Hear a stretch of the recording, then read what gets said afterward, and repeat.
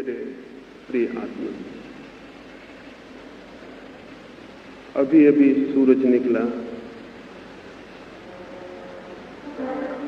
सूरज के दर्शन करता था। देखा आकाश में दो पक्षी उड़े जाते हैं। आकाश में न तो कोई रास्ता है, न कोई सीमा है, न कोई दीवार है, न उड़ने वाले पक्षियों के कोई चरण चिन्ह बनते हैं। खुले आकाश में जिसकी कोई सीमाएं नहीं, उन पक्षियों को उड़ता देखकर मेरे मन में एक सवाल उठा, क्या आदमी की आत्मा भी इतने ही खुले आकाश में उड़ने की मांग नहीं करती? क्या आदमी के प्राण भी नहीं तड़पते हैं सारी सीमाओं के ऊपर उठ जाने को,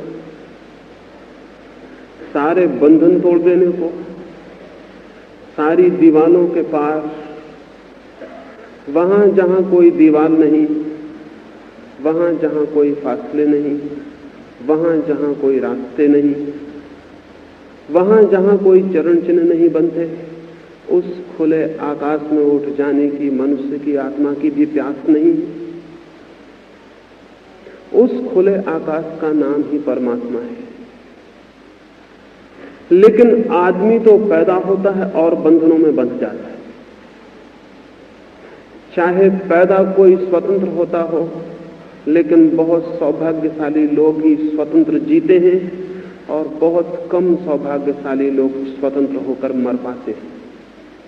आदमी पैदा तो स्वतंत्र होता है और फिर निरंतर परतंत्र होता चला जाता है। किसी आदमी की आत्मा परतंत्र नहीं होना चाहती है, फिर भी आदमी परतंत्र होता चला जाता है।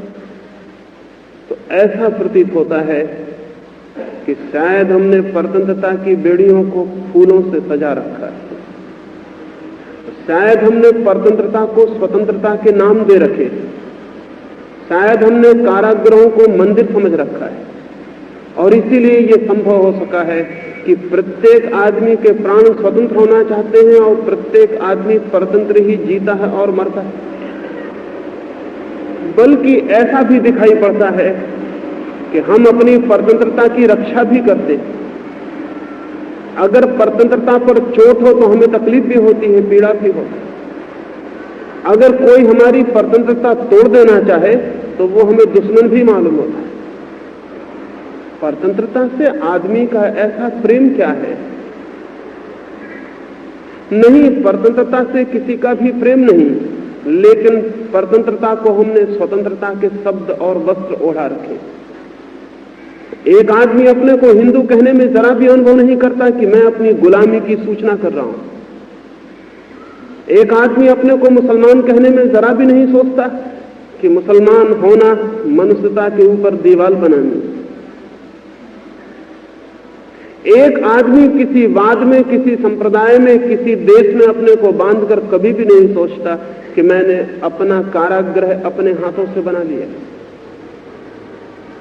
बड़ी चालाकी, बड़ा धोखा आदमी अपने को देता रहा है, और सबसे बड़ा धोखा यह है कि हमने कारागृहों को सुंदर नाम दे दिए, हमने बेड़ियों को फूलों से सजा दिया है, और जो हमें बांधे हुए हैं उन्हें हम मुक्तिदायी समझ रहे हैं।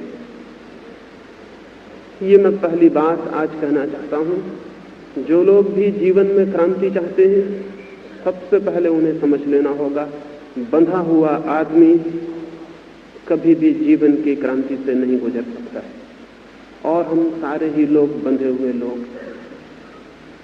यद्यपि हमारे हाथों पर जंजीरें नहीं है, हमारे पैरों में बेड़ियां नहीं, लेकिन हमारी आत्माओं पर बहुत जंजीरें हैं, बहुत बेड़ियां।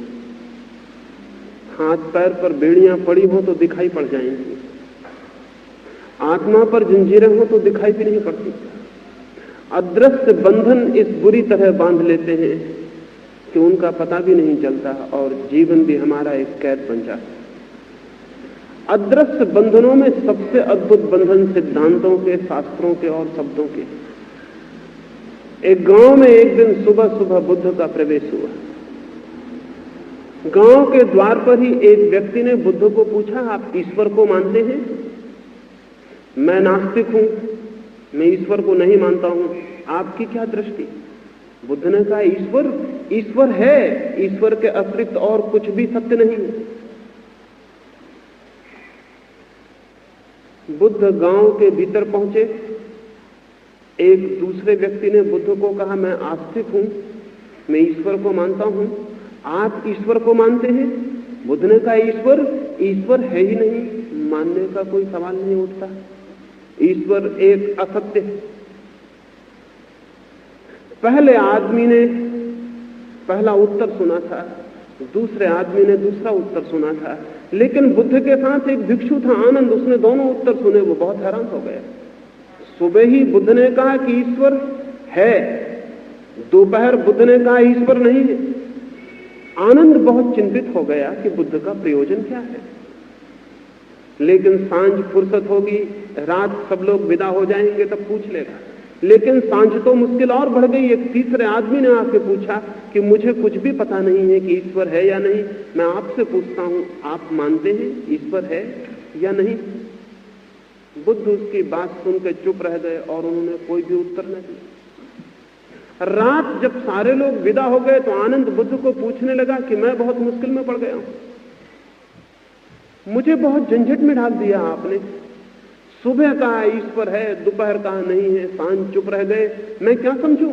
बुद्ध ने कहा, उन तीनों उत्तर में कोई भी उत्तर तेरे लिए नहीं दिया गया था, तूने वो उत्तर क्यों लिए? जिनको उत्तर दिए गए थे उनके लिए दिए गए थे, तुझे तो कोई उत्तर नहीं दिया गया था। आनंद ने कहा, क्या मैं अपने कान बंद रखता? मैंने तीनों बातें सुन ली, यद्यपि उत्तर मुझे नहीं दिए गए थे, लेकिन देने वाले तो आप एक थे और आपने 3 उत्तर दिए। बुद्ध ने कहा, तू नहीं समझा, मैं उन तीनों की मान्यताएं तोड़ देना चाहता था। सुबह जो आदमी आया था वो नास्तिक था। जो नास्तिकता में बंध गया है उस आदमी की आत्मा भी परबंध हो गई। मैं चाहता था वो अपनी जंजीर से मुक्त हो जाए। उसकी जंजीर तोड़ देने को मैंने कहा ईश्वर है। ईश्वर है मैंने सिर्फ इसलिए कहा कि वो जो नहीं मानकर बैठा है अपनी जगह से हिल जाए, उसकी जड़ें उखड़ जाएं, उसकी दीवार गिर जाए, वो फिर से सोचने को मजबूर हो जाए। वो चुप हो गया है, उसने सोचा है कि यात्रा समाप्त हो गई, और जो भी आदमी समझ लेता है यात्रा समाप्त हो गई वो कारागृह में पहुंच जाता है। जीवन है अनंत यात्रा, वो यात्रा कभी भी समाप्त नहीं होती। लेकिन हिंदू की यात्रा समाप्त हो गई है, बौद्ध की यात्रा समाप्त हो गई, जैन की यात्रा समाप्त हो गई, गांधीवादी की यात्रा समाप्त हो गई है, मार्क्सवादी की यात्रा समाप्त हो गई है।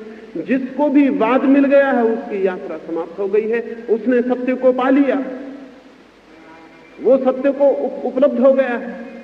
अब आगे खोज समाप्त हो गई है। सभी संप्रदायों की, सभी धर्मों की, सभी पकड़ वालों की खोज समाप्त हो जाती है। बुद्ध ने कहा, मैं उसे तोड़ देना चाहता था उसकी जंजीरों से, ताकि वो फिर से पूछे, वो फिर से खोजे, वो आगे बढ़ जाए। दोपहर जो आदमी आया था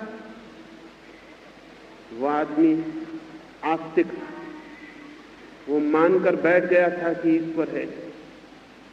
उससे मुझे कहना पड़ा कि ईश्वर नहीं है, ईश्वर है ही नहीं, ताकि मैं उसकी भी जंजीरों को ढीला कर सकूं, उसके मत को भी तोड़ सकूं, क्योंकि सत्य को वे ही लोग उपलब्ध होते हैं जिनका कोई मत नहीं।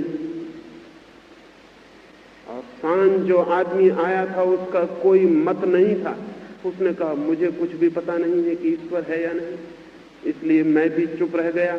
मैंने उससे कहा कि तू चुप रह के खोज, मत की तलाश मत कर, सिद्धांत की तलाश मत कर, चुप हो, इतना चुप हो जा कि सारे शब्द खो जाएं, तो शायद जो है उसका तुझे पता चलता। बुद्ध के साथ आप भी रहे होते तो मुश्किल में पड़ गए होते। अगर एक उत्तर सुना होता तो शायद बहुत मुसीबत ना होती, लेकिन अगर तीनों उत्तर सुने होते तो बहुत मुसीबत हो जाती। बुद्ध का प्रयोजन क्या है? बुद्ध चाहते क्या है? बुद्ध आपको कोई सिद्धांत नहीं देना चाहते।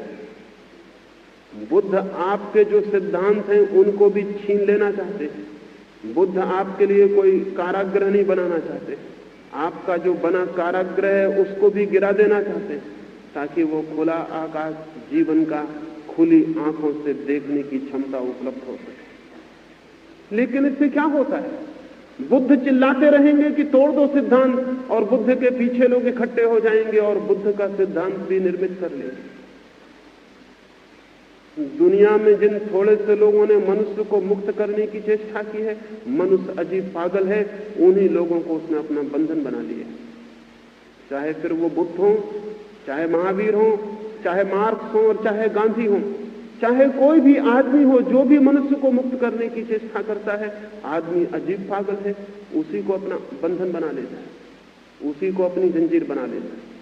और जिंदा आदमी तो कोशिश भी कर सकता है कि उसकी जंजीर न बने, अब मुर्दा आदमी क्या कर सकता है? मरे हुए नेता, मरे हुए संत बहुत खतरनाक सिद्ध होते हैं, अपने कारण नहीं, आदमी की आदत के कारण। दुनिया के सभी महापुरुष जो कि मनुष्य को मुक्त कर सकते थे, कोई भी मनुष्य को मुक्त नहीं कर पाया। मनुष्य ने उनको ही अपने बंधन में रूपांतरित कर लिया। इसलिए मनुष्य के इतिहास में एक अजीब घटना घटी। जो भी संदेश लेकर आता है मुक्ति का, हम उसको ही अपना एक नया कारागृह बना लेते हैं। इस भांति जितना मुक्ति के संदेश दुनिया में आए, उतने रंग रूप की जंजीरें दुनिया में तय और निर्मित होती चली गई। आज तक यही हुआ है, क्या आगे भी यही होगा? अगर आगे भी यही होगा तो फिर मनुष्य के लिए कोई भविष्य दिखाई नहीं पड़ता है। लेकिन ऐसा मुझे नहीं लगता कि जो आज तक हुआ है वो आगे भी होना जरूरी है। वो आगे होना जरूरी नहीं।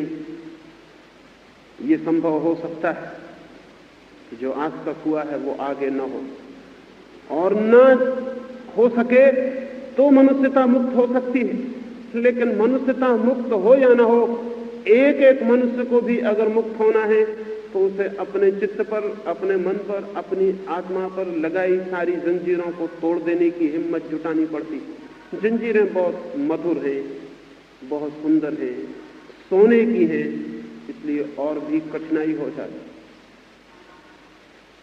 महापुरुषों से मुक्त होना बहुत कठिन मालूम पड़ता है। सिद्धांतों से मुक्त होना बहुत कठिन मालूम पड़ता है।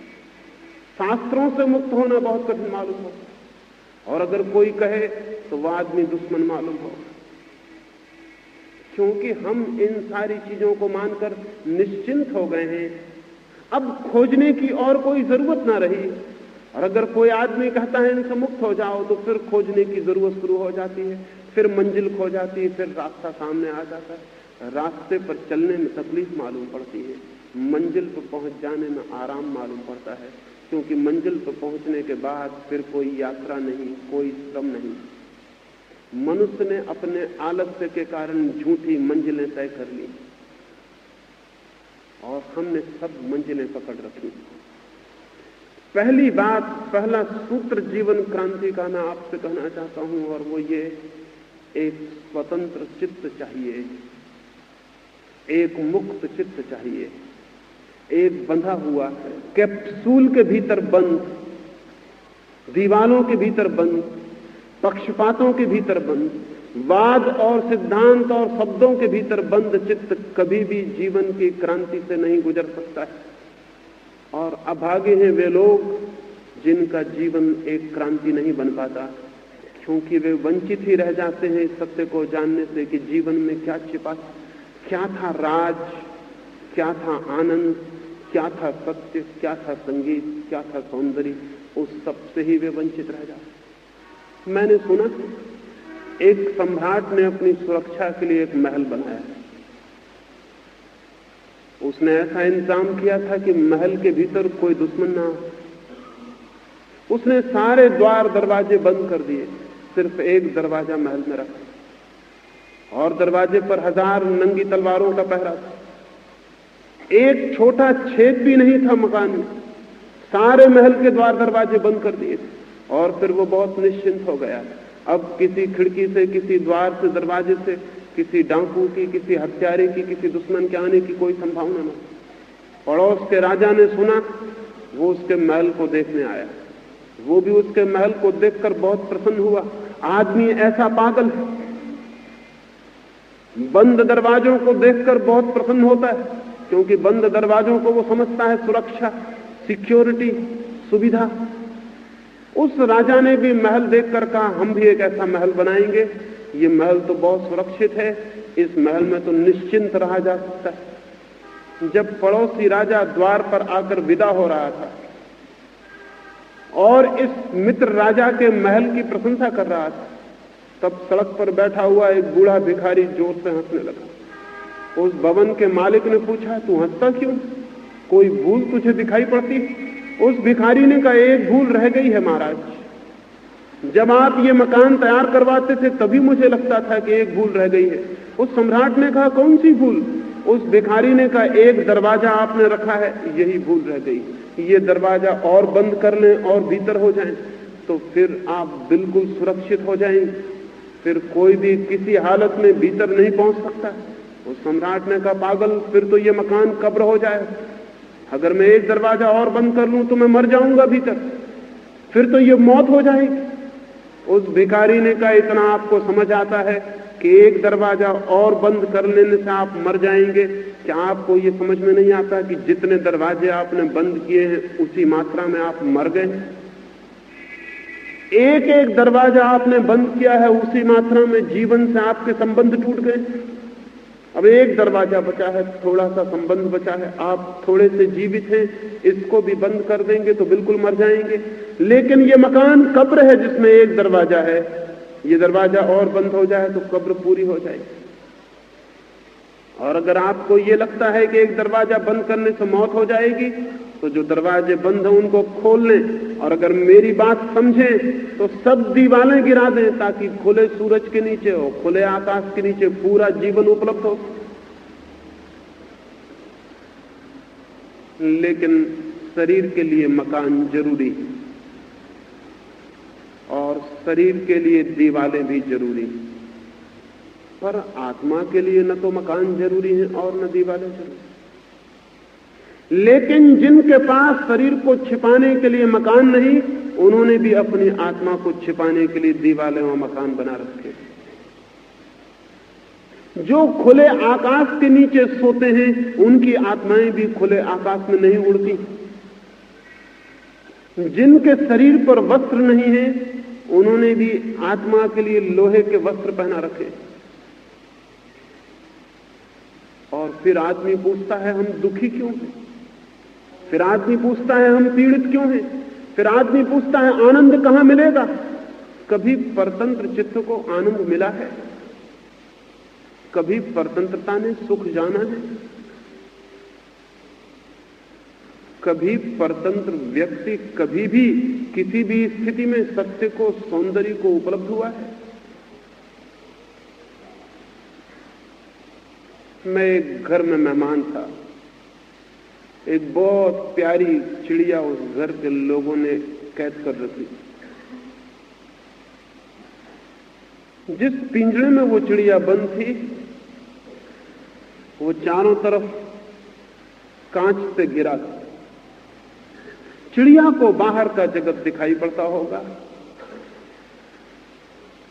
लेकिन उस कांच की दीवार के भीतर बंद चिड़िया को पता भी नहीं हो सकता कि बाहर एक खुला आकाश, और उस बाहर खुले आकाश में उड़ने का भी आनंद। शायद वो चिड़िया उड़ने का ख्याल भी भूल गई होगी, शायद उसके पंख किस लिए हैं ये भी उसे पता नहीं रहा होगा। और अगर आज उसे बाहर भी कर दिया जाए तो शायद वो घबराएगी और अपने सुरक्षित पिंजरे में वापस आ जाएगी। उसके पास पंख किस लिए हैं ये भी उस चिड़िया को पता नहीं। शायद पंख उसे निरर्थक लगते होंगे, बोझ लगते होंगे, और उसे ये भी पता नहीं है कि उस खुले आकाश में सूरज की तरफ बादलों के पार उड़ जाने का भी एक आनंद है, एक जीवन। उसे कुछ भी पता नहीं।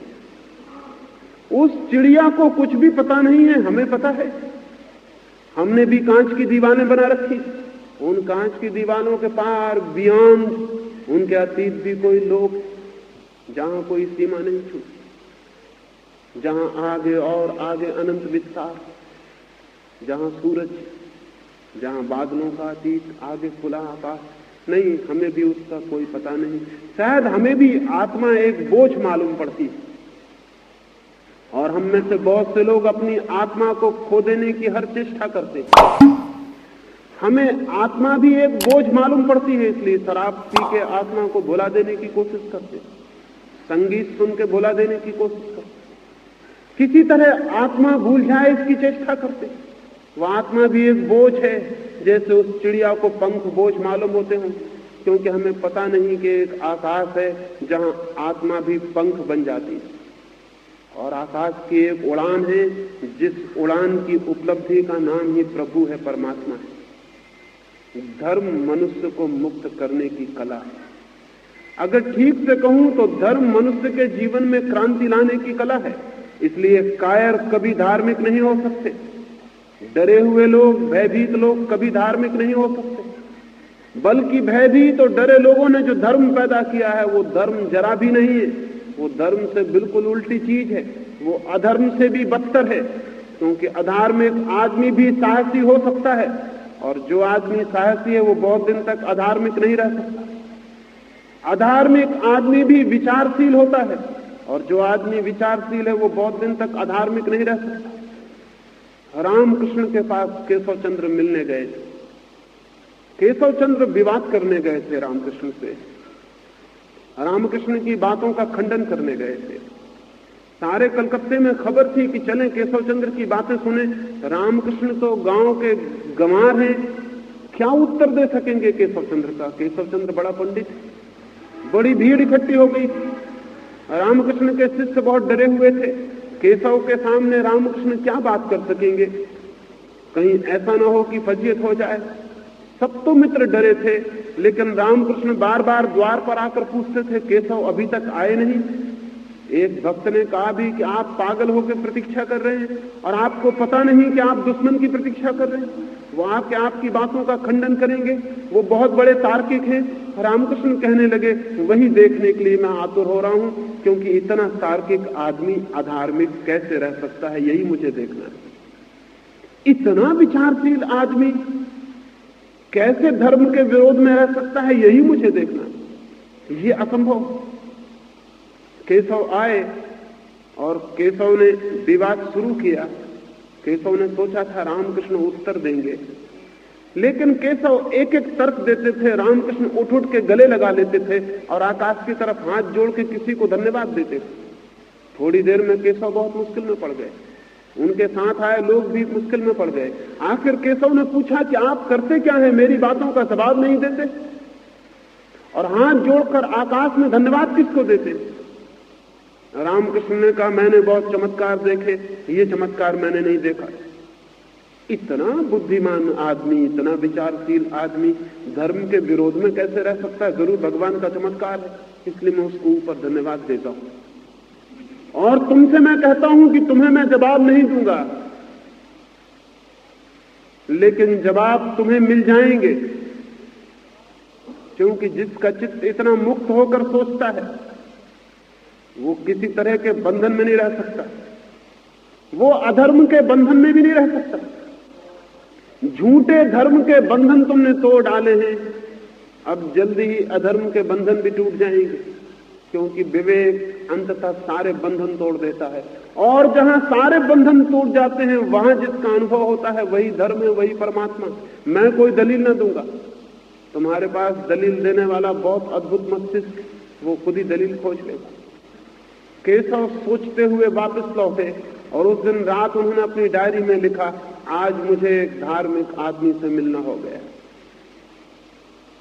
और शायद उस आदमी ने रूपांतरण शुरू कर दिया।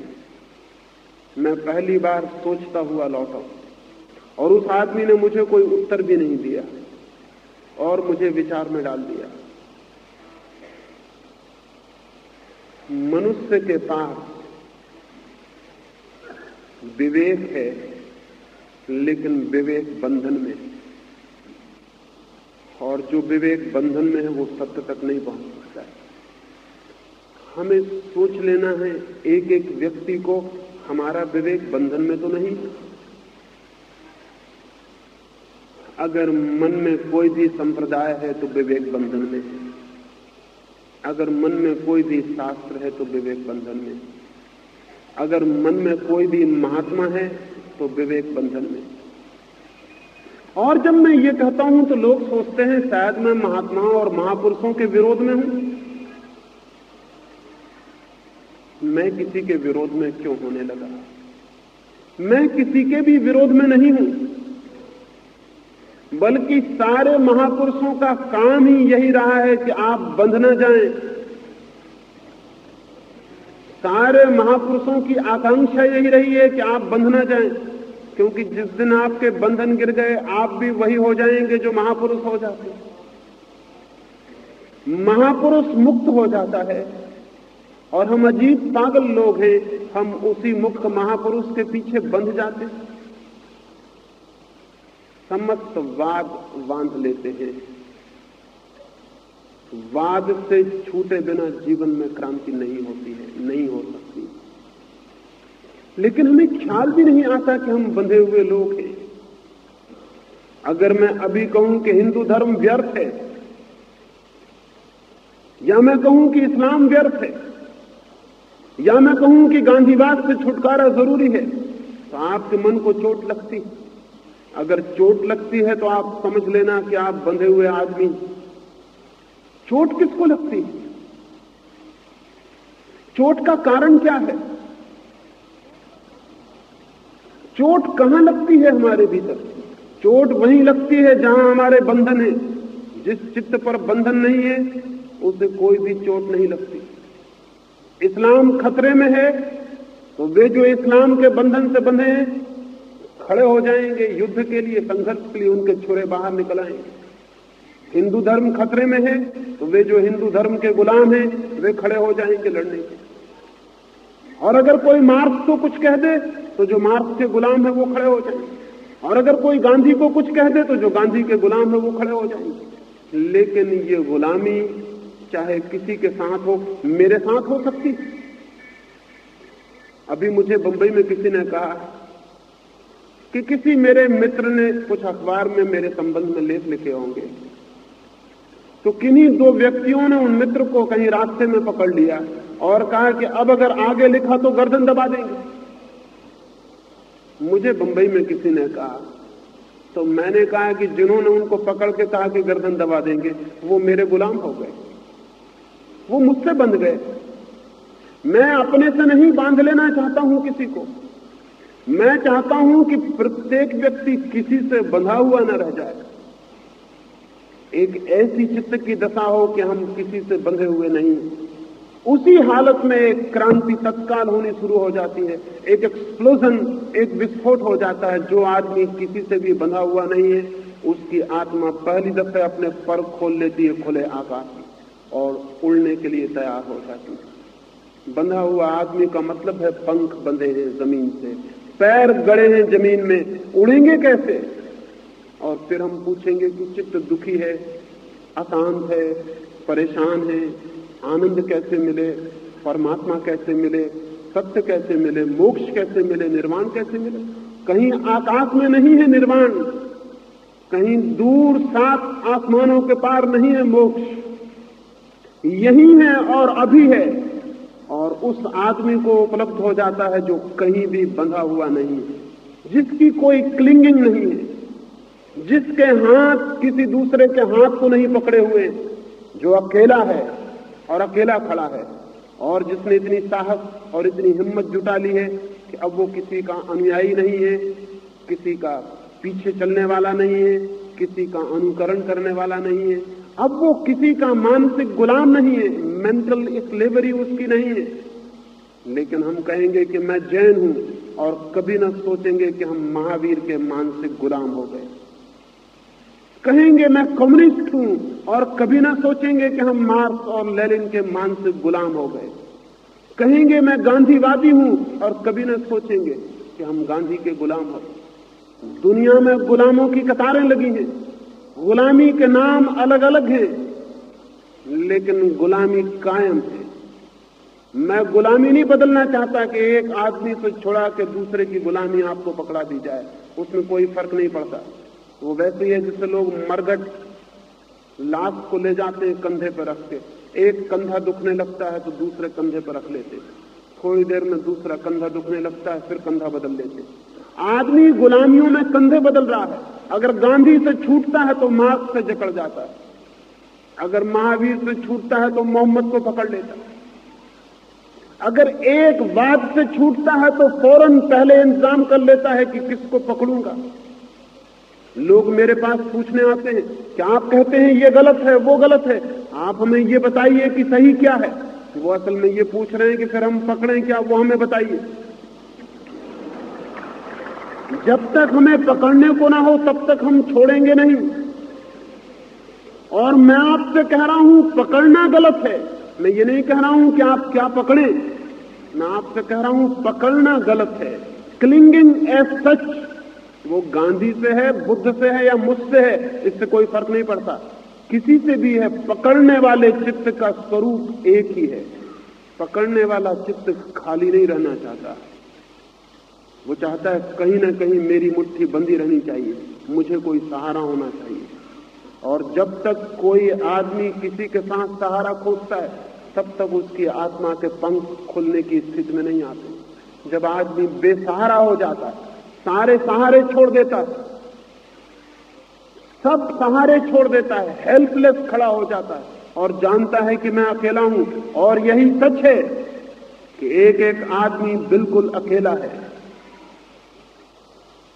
जिस दिन आदमी इस बात की तैयारी कर लेता है कि मैं अकेला हूं, और जिस दिन मान लेता है कि खुले आकाश में कोई चरण चिन्ह नहीं है। कहां है महावीर के चरण चिन्ह जिन पर आप चल रहे हैं? कहां है कृष्ण के चरण चिन्ह? जीवन में कहीं कोई चिन्ह नहीं बनते, सिर्फ आपकी स्मृति में कल्पना और ख्याल है। किसको पकड़े हैं आप? कहां है कृष्ण का हाथ? कहां है गांधी के चरण जिनको आप पकड़े? सिर्फ आंख बंद करके सपना देख रहे हैं।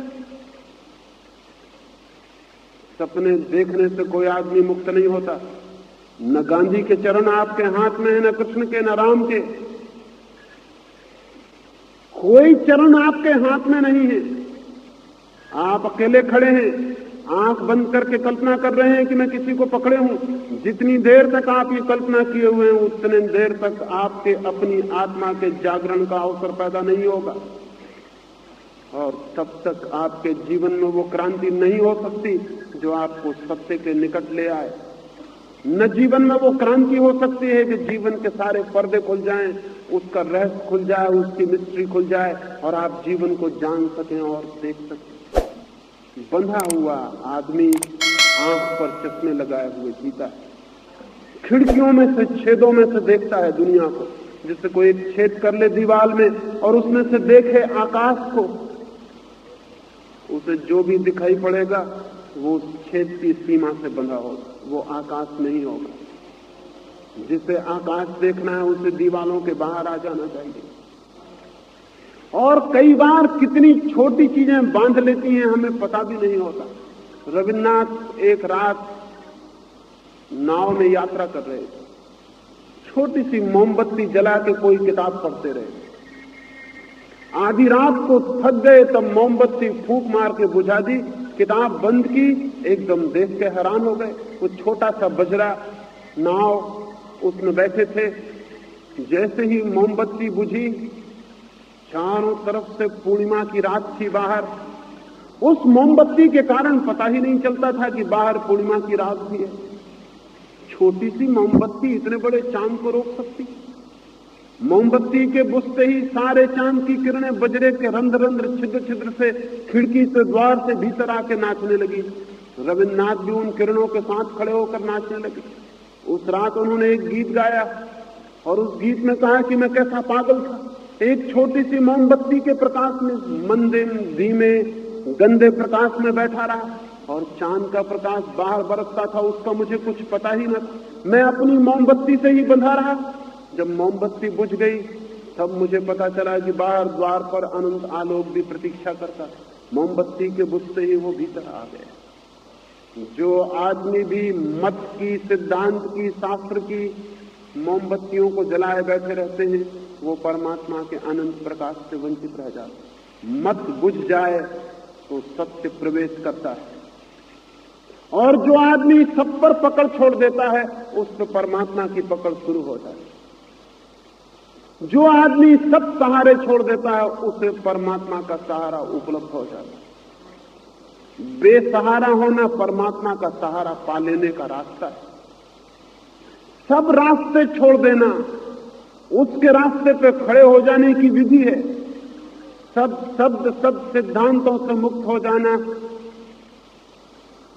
उसकी वाणी को सुनने का अवसर निर्मित करना। मैंने एक छोटी सी कहानी सुनी है। मैंने सुना है कृष्ण भोजन करने बैठे, रुक्मणी पंखा जलती थी, अचानक वे थाली छोड़कर उठ पड़े, द्वार की तरफ भागे। रुक्मणी ने कहा क्या हुआ है, कहां भागते? लेकिन शायद इतनी जल्दी थी कि वे उत्तर देने को भी रुके नहीं। द्वार तक गए, पागल की तरह भागते हुए, फिर द्वार पर ठिठक के खड़े हो गए, फिर उदास वापस लौट आए, फिर थाली पर बैठ गए। रुक्मणी ने पूछा, मुझे बहुत हैरानी में डाल दिया। एक तो पागल की भांति भागना बीच भोजन में, मैंने पूछा तो उत्तर भी नहीं दिया, फिर द्वार से वापस भी लौट आना, क्या था प्रयोजन? कृष्ण ने कहा बहुत जरूरत आ गई थी। मेरा एक प्यारा एक राजधानी से गुजर रहा है, राजधानी के लोग उसे पत्थर मार रहे हैं, उसके माथे से खून बह रहा है, उसका सारा शरीर लहूलुहान हो गया, उसके कपड़े उन्होंने फाड़ डाले, भीड़ उसे घेर कर पत्थरों से मारे डाल रही है और वो खड़ा हुआ गीत गा रहा है। न वो गालियों के उत्तर दे रहा है, न पत्थरों के उत्तर दे रहा है। जरूरत पड़ गई थी कि मैं जाऊं, क्योंकि वो कुछ भी नहीं कर रहा है, वो बिल्कुल बेसहारा खड़ा है। मेरी एकदम जरूरत पड़ गई। रुक्मणी ने पूछा, लेकिन आप लौट कैसे आए? द्वार से वापस आ गए हैं। कृष्ण ने कहा कि द्वार तक गया तब तक सब गड़बड़ हो गई। वो आदमी बेसहारा न रहा, उसने पत्थर अपने हाथ में उठा लिया। अब वो खुद ही पत्थर का उत्तर दे रहा है, अब मेरी कोई जरूरत ना रही। मैं वापस लौट आया। वो आदमी खुद ही सहारा खोज लिया है, अब वो बेसहारा नहीं।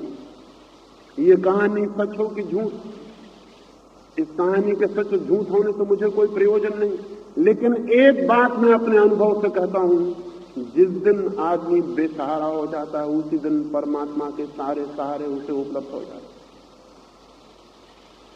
लेकिन हम इतने कमजोर, हम इतने डरे हुए लोग कि हम कोई न कोई सहारा पकड़े रहते हैं, और जब तक हम सहारा पकड़े रहते हैं तब तक परमात्मा का सहारा उपलब्ध नहीं हो सकता है। स्वतंत्र हुए बिना सत्य की उपलब्धि नहीं है, और सारी जंजीरों को तोड़े बिना कोई परमात्मा के द्वार पर अंगीकार नहीं होता है। लेकिन हम कहेंगे महापुरुषों को कैसे छोड़ दें, गांधी इतने प्यारे हैं उनको कैसे छोड़ दें? कौन कहता है गांधी प्यारे नहीं है? कौन कहता है महावीर प्यारे नहीं है? कौन कहता है कृष्ण प्यारे नहीं है? प्यारे हैं, यही तो मुश्किल, इसी से छोड़ना मुश्किल हो जाता है। लेकिन इन प्यारों को भी छोड़ देना पड़ता है, तभी वो जो परम प्यारा है वो उपलब्ध होता है। महात्मा परमात्मा और मनुष्य की आत्मा के बीच में खड़े। महात्मा अपनी इच्छा से नहीं खड़े हुए हैं, हमने जिनको महात्मा समझ लिया उनको खड़ा कर लिया और वे हमारे लिए दीवार बन गए। व्यक्तियों से मुक्त होने की जरूरत है, ताकि वो जो अव्यक्ति है, वो जो महाव्यक्ति है, उसके और हमारे बीच कोई बाधा न रह जाए। शब्दों और सिद्धांतों से मुक्त होने की जरूरत है, ताकि सत्य जैसा है वैसा हम देख सकें। अभी हम सत्य को वैसा ही देखते हैं जैसा हम देखना चाहते हैं। हमारी इच्छा काम करती, हमारी मान्यता काम करती, हमारे चश्मे काम करते हैं। हम वही देखना चाहते हैं, वही देख लेते हैं। जो है वो हमें दिखाई नहीं पड़ता, और जो है वही सत्य है। कौन देख पाएगा उसे? जो है उसे वही देख पाता है जिसकी अपने देखने का कोई आग्रह नहीं, कोई मत नहीं, कोई पंथ नहीं, जिसकी आंखों पर कोई चश्मा नहीं, जो सीधा नग्न शून्य निर्वस्त्र बिना सिद्धांतों के खड़ा है, उसे वही दिखाई पड़ता है जो है। और वो जो है मुक्तिदायी, वो जो है उसी का नाम जीवन, वो जो है उसी का नाम परमात्मा। कि ये पहला सूत्र ध्यान में रखना जरूरी है। अपने को बांधे मत, और जहां जहां बंधे हों कृपा करें वहां से छूट जाएं। और ये मत पूछें कि छूटने के लिए क्या करना पड़ेगा। छूटने के लिए कुछ भी नहीं करना पड़ेगा, क्योंकि महापुरुष आपको नहीं बांधे हुए हैं कि आपको कुछ करना पड़े। आप ही उनको पकड़े हुए हैं। छोड़ दिया और वो गए, और कुछ भी नहीं करना है। अगर कोई दूसरा आपको बांधे हो तो कुछ करना पड़ेगा। आप ही अगर पकड़े हो तो जान लेना पर्याप्त है और छूटना शुरू हो जाता है। कोई गांधीवादियों को नहीं बांधे हुए हैं। गांधी तो जिंदगी भर कोशिश करते रहे कि गांधीवाद जैसी कोई चीज खड़ी ना हो जाए, लेकिन गांधीवादी बिना गांधीवाद खड़े किए कैसे रह सकते हैं? फिर बंधेंगे किससे? वाद चाहिए जिससे बंधा जा सके। अब वो उससे बंध गए। अब उनसे पूछो तो वो कहेंगे कैसे छूटें। अगर आप पूछते हैं कैसे छूटें तो फिर आप समझे नहीं। कोई दूसरा आपको बांधे हुए नहीं है। कृष्ण हिंदुओं को नहीं बांधे हुए हैं, और न मोहम्मद मुसलमानों को, और न महावीर जैनों को। कोई किसी को बांधे हुए नहीं है। ये तो वे सारे लोग हैं जो छुटकारा चाहते हैं कि हर आदमी छूट जाए, लेकिन हम उनकी छायाओं को पकड़े और बंधे हैं। हमें कोई बांधे हुए नहीं है, हम बंधे हुए हैं। और अगर हम बंधे हुए हैं तो बात साफ है, हम छूटना चाहें तो एक क्षण भी छोड़ने का, एक क्षण भी गंवाने की जरूरत नहीं है। आप इस भवन के भीतर बंधे हुए आए थे, इस भवन के बाहर मुक्त होकर जा सकते हैं। मैं भी ग्वालियर में था कुछ 1-1.5 वर्ष पहले। ग्वालियर के एक मित्र ने मुझे फोन किया कि मैं अपनी बूढ़ी मां को भी आपकी सभा में लाना चाहता हूं, लेकिन मैं डरता हूं। उसकी उम्र कोई 90 वर्ष, 40 वर्षों से वो दिन रात माला फेरती रहती, सोती है तो भी रात उसके हाथ में माला होती। और आपकी बातें कुछ ऐसी हैं कि कहीं उसको चोट ना लगे। इस उम्र में उसको लाना उचित है या नहीं? मैंने उन मित्र को खबर की कि आप जरूर ले आएं, क्योंकि इस उम्र में अगर न लाए तो हो सकता है दोबारा मैं आऊं और आपकी मां से मेरा मिलना भी ना हो पाए। इसलिए जरूर ले आएं। आप चाहे आएं या ना आएं, मां को जरूर ले आएं। वो मां को लेके आए। दूसरे दिन मुझे उन्होंने खबर की कि बड़ी चमत्कार की बात हो गई। जब मैं आया और आप माला के खिलाफ ही बोलने लगे तो मैं समझा कि ये तो आपको खबर करना ठीक नहीं हुआ। मैंने आपसे कहा कि मेरी मां माला फेरती है और आप माला के खिलाफ ही बोलने लगे, तो मुझे लगा कि आप मेरी मां को ही ध्यान में रख के बोल रहे हैं। उसको नाहक चोट लगेगी, नाहक दुख होगा। मैं डरा। रास्ते में गाड़ी में मैंने पूछा भी नहीं कि तेरे मन पर क्या असर हुआ।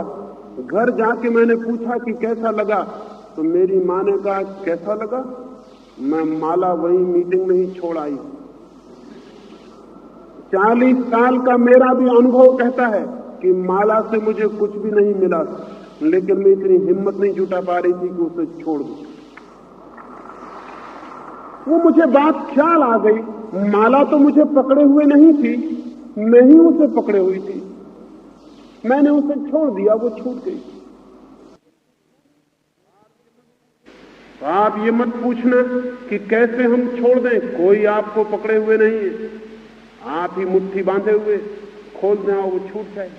और छूटते ही आप पाएंगे कि चित्त हल्का हो गया, निर्भर हो गया, वो तैयार हो गया एक यात्रा के लिए। इन 4 दिनों में उस यात्रा के और सूत्रों पर हम बात करें, लेकिन पहला सूत्र है नो क्लिंगिंग। कोई पकड़ नहीं, कोई पकड़ नहीं, गैर पकड़, ना पकड़, सब पकड़ छोड़ देना है। छोड़ते ही मन तैयार हो जाता है, छोड़ते ही मन पंख फैला देता है, छोड़ते ही मन सत्य की यात्रा के लिए आकांक्षा करने लगता है। क्योंकि जो मत से बंधे हैं वो डरते हैं सत्य को जानने से, क्योंकि जरूरी नहीं कि सत्य उनके मत के पक्ष में हो। मतवादी हमेशा सत्य को जानने से डरता है, क्योंकि जरूरी नहीं कि सत्य उनके मत के पक्ष में हो, सत्य विपरीत भी पड़ सकता है, और मतवादी अपने मत को नहीं छोड़ना चाहता, इसलिए सत्य को जानने से ही बचता है। मैं निरंतर कहता हूं, दो तरह के लोग हैं दुनिया में। एक वे लोग हैं जो चाहते हैं सत्य हमारे पीछे चले, मतवादी सत्य को अपने पीछे चलाना चाहता है। वो कहता है कि मेरा मत सही है, सत्य इसको सिद्ध करे, लेकिन मतवादी सत्यवादी नहीं।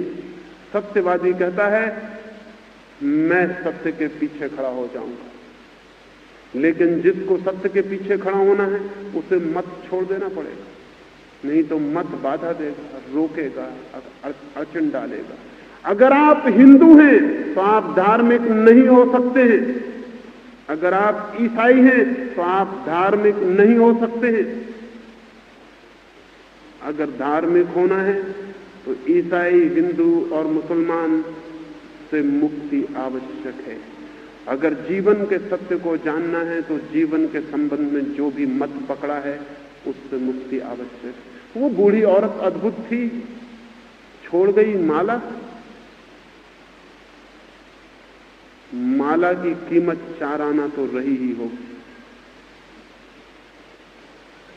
आप जो सिद्धांत पकड़े हैं उनकी कीमत 4 आना भी नहीं। उनको ऐसे ही छोड़ा जा सकता है हाथ से नीचे, और छोड़ के आप महंगाई में नहीं पड़ जाएंगे, नुकसान में नहीं पड़ जाएंगे।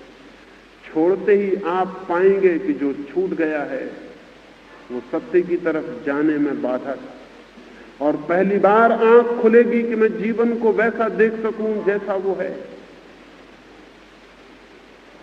ये पहला सूत्र। इस संबंध में जो भी प्रश्न हो वो आप लिखित दे देंगे, और भी जो प्रश्न हो वो लिखित दे देंगे, ताकि सुबह की चर्चाओं में आपके प्रश्नों की बात हो सके और सांझ को मैं और सूत्रों की बात कर सकूं। मेरी बातों को इतने प्रेम और शांति से सुना, उसके लिए बहुत अनुग्रहित हूं, और अंत में सबके भीतर बैठे पर